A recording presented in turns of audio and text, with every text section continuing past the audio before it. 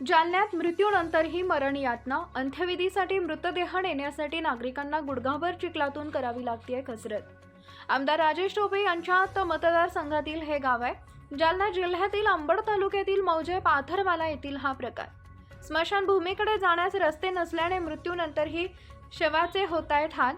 खांदेकऱ्यांना देखील चिखलातून जाताना घ्यावा लागत आहे सोबतांच्या नागरिकांचा आधार। जालन्यात अंत्यविधीसाठी मृतदेह नेण्यासाठी गुडघाभर चिखलातून नागरिकांना कसरत करावी लागतेय। जालना जिल्ह्यातील अंबड तालुक्यातील मौजे पाथरवाला येथील हा प्रकार समोर आलाय। स्मशानभूमीकडे जाण्यास रस्ता नसल्याने मृत्यूनंतरही शवाचे हाल होत आहेत। खांदेकऱ्यांना देखील चिखलातून जाताना सोबतच्या नागरिकांचा आधार घ्यावा लागत आहे। दरम्यान या मन हेलावून सोडणाऱ्या घटनेचा व्हिडिओ सर्वांच्याच काळजाचा ठोका चुकलाय। स्वातंत्र्य भारतानंतरही रस्ता नसल्याने नागरिकांमध्ये संतापाची लाट पाहायला मिळते। विशेष म्हणजे हा मतदारसंघ घनसावंगी विधानसभा मतदारसंघात येतो।